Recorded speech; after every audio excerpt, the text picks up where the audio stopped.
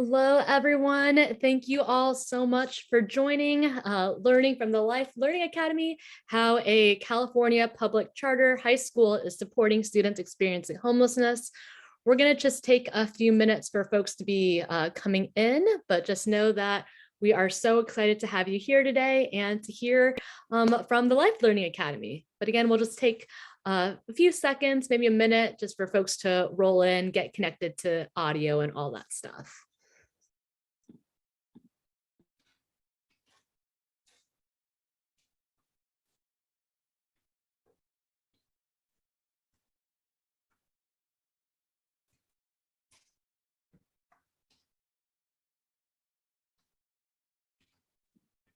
So again, if you're just coming in, we're just waiting a few seconds for folks to trickle in, but excited to have you all here. We have an amazing panelist to share a little bit about what they're doing to support our students.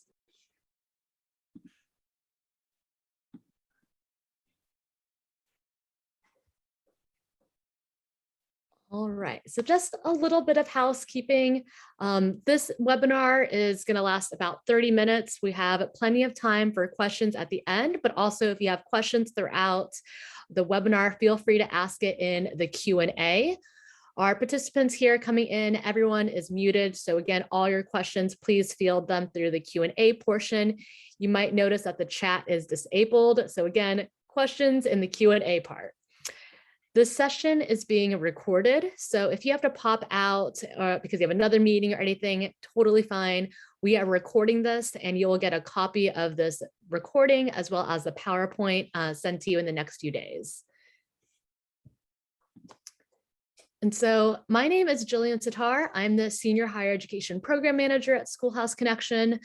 For those of you who aren't familiar with Schoolhouse, we are a national organization based in DC with a mission to overcome homelessness through education. And we do that all the way from birth into post-secondary education. We provide strategic advocacy both on the federal and state level, as well as practical assistance like doing webinars just like this.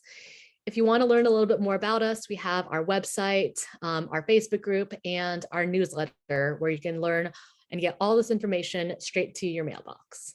I'm going to turn it over to my co-presenter, Pixie, to introduce themselves.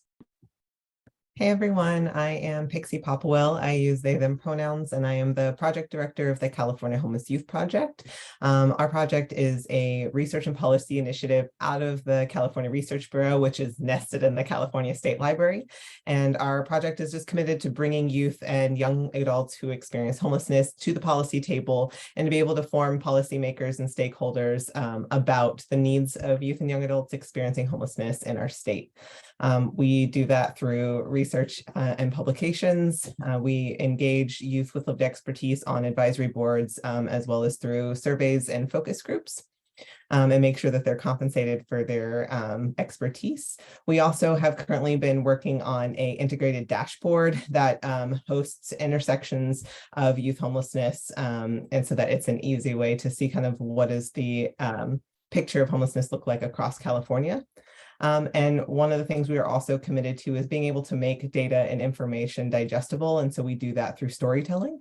And data storytelling specifically, which you can see all of these are live links, which when you get the PowerPoint, you can click on those directly. We also broke down our dashboard on how we collected information, how you could create your own, and additional community data that we've been gathering in that toolkit. And we do also do webinars like this. So thanks, Jillian.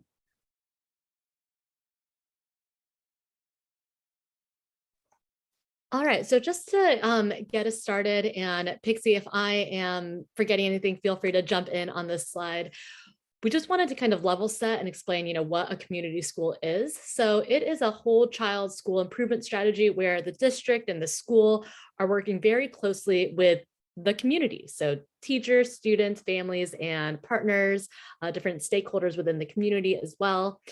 And the California Community School Partnership Program received a lot of money, $3 billion, to help support schools to provide these wraparound services.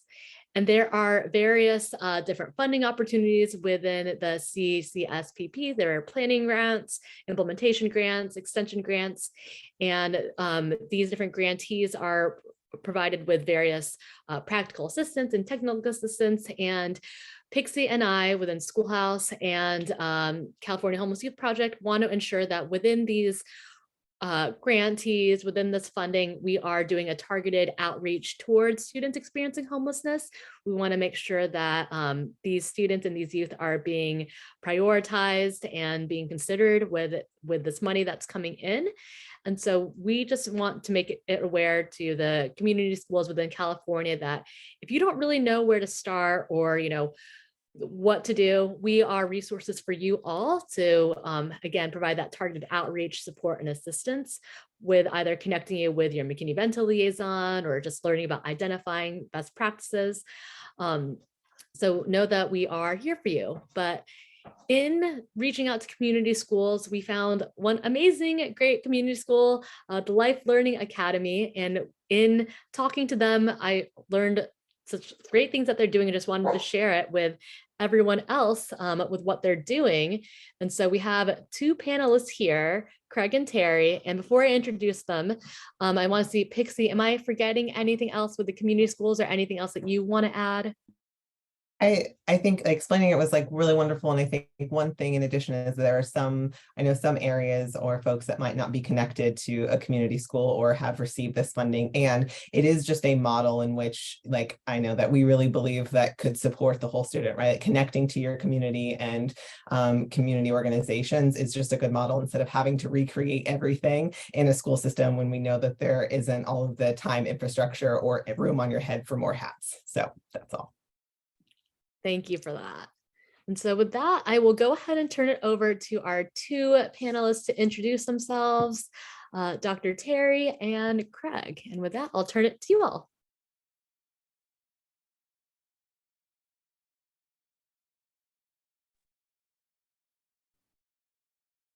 Craig, would you like to start? Sure, I'll introduce myself. So welcome.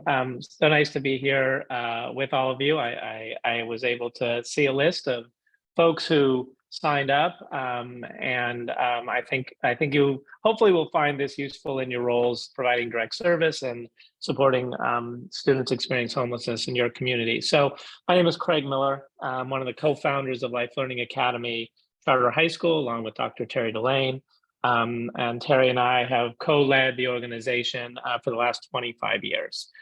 We are a charter high school authorized by San Francisco Unified School District for kids who haven't been successful in any other options, either in San Francisco or the wider Bay Area. And we're here today to talk to you about a program that we started 2 or 3 years ago, where we built a big home for kids to live in who didn't have a safe, stable place to live, and Terry runs that facility. So very nice to be here with you today. Can't wait to hear more of your questions and for you to learn more about what we do. And Terry, I'll hand it off to you. Okay, thank you very much. Is it okay if after I introduce myself that I just kind of launch into who we are and what I'm doing here? I'm assuming that's an answer of yes. That's a yes. So I'm sitting here in our beautiful dorm, and because to me, it is where I like to be when I'm trying to talk about our school. I'm Dr. Terry Delane, and I am lucky enough to continue to have the same amount of energy today as I did 25 years ago. And what's been challenging for us as a school post-pandemic, even though pre-pandemic, there was lots of challenges with students and schools.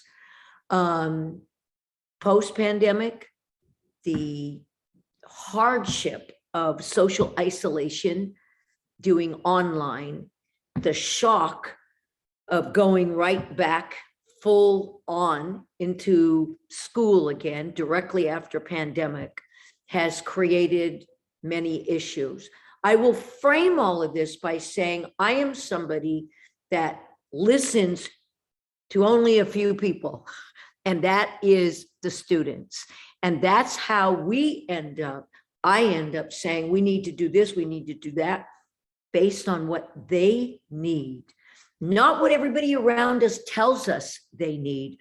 But I am close enough to our students, and have been for 25 years, to know what the need is.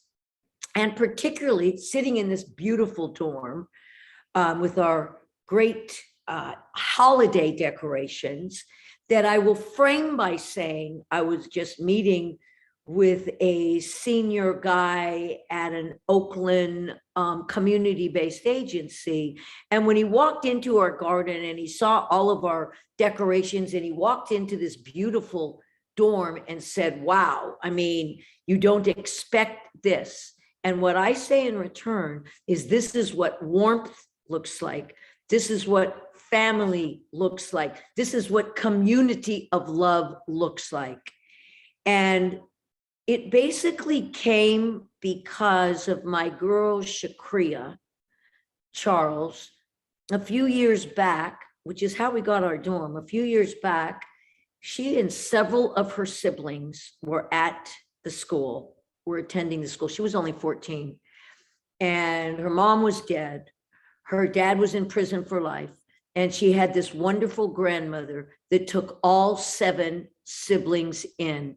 And she used to drive up to our school every day with this old car, and 7, 8 younger kids too in the car, and bring them into lunch and say, when you get 13, when you get 14, this is where you're going to come. And then a couple of weeks later, she was getting off the Muni bus and she had a heart attack and died. That was horrendously traumatic for the kids. Shakria ended up in a home in Vallejo somewhere. And she called me, and she was still trying to get to the school, and she was having a hard time. She just called me, and I was at a picnic, and she said, I'm in pain in my stomach. And they didn't take her to the doctor. We called an ambulance from our end. I got a hold of her older sister. She had an appendicitis, which could be taken care of. But by the time the ambulance got there, she was in the ambulance, she died. It burst, she died. She lives inside my heart every single day. And as a result of that, it became even more clear, although Craig and I have always talked about, it's not enough just to be teaching this great classes that we have. We have to do more. We must have a safe place for students that aren't living stably to be. So we set on this goal of, and we're not fundraisers, although now we have fundraisers that work with us. And we raised $5 million. And we opened a dorm almost 3 years ago. And it is a beautiful home. We have 12 kids living in here right now. And the reason why it is so, and they'll please pull up a picture of the dorm. There it is. And the reason why this is so important to me personally, because you introduced me as Dr. Terry Delane, and I really am happy to have that title, but it wasn't always like that. I am someone that was raised in Las Vegas, Nevada, all drug addicts in my family. I am the only one that ended up getting clean. By age 14, I had a needle in my arm. I grew up in violence. Christmas was not a fun time around my family. And the last time that I overdosed, when I woke up, it wasn't a family member that was standing there. I got clean at age 20. It was a guy who was a case manager who used to follow me around on the street. And he said, you're leaving Vegas and you're going to San Francisco, Delancey Street Foundation. I went to Delancey Street Foundation in San Francisco and changed my life. It was there that I learned about family values, community, respect, giving back. Having the best, most wonderful giving Christmases at Delancey Street, because we all were in the same boat, didn't have anything, and learned how to receive and give with equal fervence. So with that, I ended up going back to school because I was kicked out in the 9th grade. I graduated from college, got a couple of master's degrees, and 20 years ago, a doctorate in clinical psychology. So I am a licensed psychologist. And what I would like to say that to me is really important to understand about our environment, that we are what we call a youth serving organization. That means for me that there is no kid that comes to our doors that needs some guidance, help, a school, a reference, a, commitment, a, place where they can go, even if it's not with us, then it is really important that we have built up a huge partnership of people around the Bay Area that we work together with, because even if a person is not going to come into school for a lot of different reasons for themselves, then I want to circle them and figure out how to help them get their life on track. And it is never just about a job. It is never just about a school. It is never just about food or just about housing. It is about this creative approach to understanding the circle of care and love around a kid that you have to give them in order for them to have a life. So that is my first little conversation. I don't know where you want to take it from here. Yeah, so. Thank you so much. That was amazing and great. And that really helped, set the scene on why the Life Learning Academy exists and what y'all do. And so just kind of going a little bit deeper, I guess, what folks might want to know is like, how are you identifying your students experiencing homelessness or students who are dealing with housing insecurity? That's a great question. And what I will tell you, the kids that are in our dorm, for example, are not living under bridges. But I'm going to tell you something. If they keep living the way they're living, if you look at the adult population of homelessness and addiction and prison population, you will understand that that cycle as a teenager wasn't interrupted. So the kids in this dorm, for example, have families that are living unstably. And we are actually with one group, we have a brother and a sister together in the dorm. We're helping them we have helped their family get housing. And so it is absolutely not our goal to separate anybody from their families. It is a bridge to helping them and assisting their family in any way that we can and getting them back together. Some have families with addiction and lots of other issues, which is causing instability, which is causing runaway, which is causing them to go to shelters, to runaway homes, and that kind of thing. And as we have them here, they live the same rules, which is really only a couple, which is do not threaten violence. I interview every student myself personally. And the one thing that they have to do, whether they're coming in the dorm or the school, is give their word to nonviolence. We do not have fights in our school. And almost every student in our school right now are students that come from backgrounds where there is domestic violence, where there's fighting, where there's in their neighborhood violence. So teaching them how to live without violence, teaching them how to live without drugs or weed or any of that stuff, and believe in their future and college and a job, all of which we connect them with.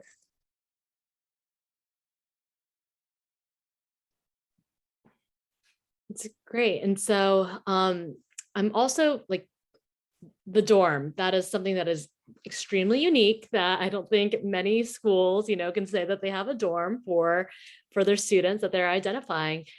Can you kind of talk about like how the dorm like really came to be and what other services and resources you provide for these students? Well, I think that Craig can talk a little bit about pre-dorm, but what I will say to you is that we did not have our ducks in a row when this dorm was built. We raised the money and had no money to operate it. And we knew that by the belief in everything and our students, that money would come, and it did. He can talk more about that. And then the design of the program, the community, because it is a program that they have to, kind of commit to. They all end up having jobs. We are involved in community activities every night of the week. They have a game night. They have this, they have that. They ask to come in here. No one can place somebody here and no one can place somebody in the school. But the truth is, once they come and once they see it, for example, 2 of our students that we actually provided transportation for ended up moving in the dorm. I haven't been in school in 3 months. One of them was being so bullied in her school because of her weight for a long time. And then pandemic hit and she would try to go outside and get on the bus to come to school and she would have a panic attack and run back inside. So, we, as I'm saying, we provide what's needed. We provided transportation. We get her here and then she's moved in the dorm. So Greg, you want to add something? yeah, no, I just want to say it was not it was a very heavy lift, right? For a public school to take on the task of building a residential facility, right? That is, we're not a charter management organization. We have one school. We don't have the resources of a school district to pay for the building costs, the construction costs. And so initially, when Terry and I started floating this idea around that we had all these kids who basically couldn't stay in school, whose lives were not going to work out well unless we could build someplace for them to live, we were told, good luck with that. That lots of people have tried, or there have been other people in California who have tried to start similar programs and they all failed, right? And we were very persistent. And so we have a partnership with the city of San Francisco, who funds kind of core operating expenses for Life Learning Academy. Things like we have a ratio of 1 teacher for every 6 to 8 kids, so a very small learning environment. And we were able, to tell this story and get enough support to raise the capital costs to build the facility, which, as Terry said, was about $5 million. And again, it doesn't fit neatly into any existing kind of definition of kind of places where kids can go, right? We're not an emergency shelter, we're not a group home, we're not foster care. We fall under the category of a boarding school, right? That kind of model. And so, as Terry says, this is something that families and kids opt into. And so they come to us, they find Life Learning Academy through a connection from usually a school counselor or some kind of case manager. Kid's not going to school, it's not working out for them. And they say, take a look at Life Learning Academy. And then together in that conversation with the family, they figure out if this is a place for them to go to school and if their child also, if living in the dorm would be a good option, right? So it's that kind of dynamic. And you're absolutely right, Jillian. There is no other model like this anywhere in the state of California, right? There is no cost. So it's important to say there's no fees of any kind for a kid who lives with us. So it's a very costly operation. We have the capacity for between 16 to 20 kids to live in the house that you see on your screen. And there's no dedicated funding stream. I mean, this conversation was started with Jillian describing the community schools grant that we received. That's actually funding that is allows us to expand our partnerships in the community, but doesn't fund the operating costs of the dorm. So we built the dorm through mostly foundation funds and private giving. And then we did take out a loan to cover the difference in the cost. And then for the operating funds, we partnered initially with the city of San Francisco again, where the city saw this as a critical resource and the continuum of care for kids who weren't making it anywhere else. And so the city kicked in 50% of the operating costs, which is about $400,000. And then through our fundraising efforts, and we got much better at it, we were able to partner with some key foundations in the Bay Area, particularly the Tipping Point Foundation, to raise the funds we needed to have 3 years of operating funds kind of in the bank before we opened our doors. So it was really this initial commitment of the city of San Francisco, seeing this as a much needed resource and that nothing else like this existed, and an attempt to not only support kids in these critical years who were struggling with stable, safe housing, but also as part of their efforts to prevent adult homelessness. So we're both an intervention program and a prevention program at the same time. So we're able to cobble together both public and private funding streams to cover the operating costs of the dorm, which are about $1 million a year.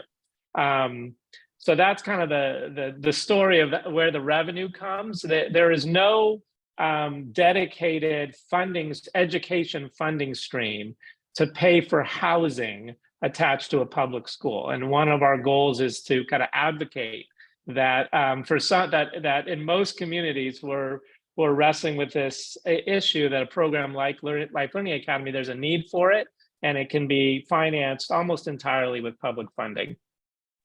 And we thank you for explaining that. I know some folks, I know for me especially, I had a lot of questions, how, why can't other people just do this? Where's the funding coming from? So thank you for providing that. We did have a question come in.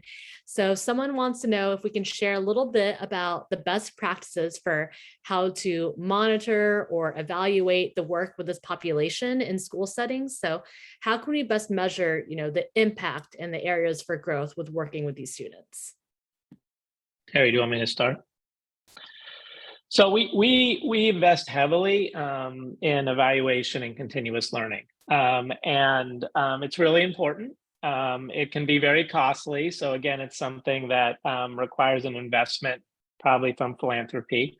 And for example, before we built the dorm, we did a year-long strategic planning process that really helped us nail down what the costs were going to be, what the program model was going to be, who potential partners would be. And so that preparation really gave us a roadmap for building and then operating the dorm. And ongoing, we continue to assess outcomes in real time and at the end of year. And one of the things we're doing is we're looking at the outcomes of our graduates. So we survey our alumni with a formal, survey questionnaire at 1 year after they graduate, 3 years after they graduate, and 5 years after they graduate. And what we're looking for then is that there are positive adult outcomes around employment, housing stability, continuing education. So we've made an investment. We get this question all the time, right? What happens to your graduates and your alumni? So we have a formal evaluation methodology in place to capture that data, and we have some data now. We've been doing it for about 5 years, and the results are extremely positive. The kids who come through Life Learning Academy that get our array of services, some that have now lived in the dorm, remain consistently in stable housing and fully employed. So really good outcome data. We look at process data while they're in the school, because we do run a school at the same time, and we track obviously attendance rates and graduation rates and credit completion and client satisfaction. I mean, Terry started off her presentation by talking about that, we really, when we decide that we need to expand our services into something new, it really comes out of conversations that she's been having with the kids. And then we follow that up with annually, we do a client satisfaction survey with all of our students about how it's going. Do they feel safe? Are they positive about their future? A whole array of questions that get at what their experience is like here. And then that on a yearly basis, that informs, kind of our programming going forward. I would like to say that once a student is here and becomes an alumni, they never leave. They're always a part. They always come back. They come to lunch. I have somebody that has her own salon business that's coming to speak. We have an array of, I have some that work in the dorm. It is my idea moving through life and through the future, that the students that went through LLA who will 100% say how much this place has changed their lives. And as I said, the last piece about change has to do with philosophy.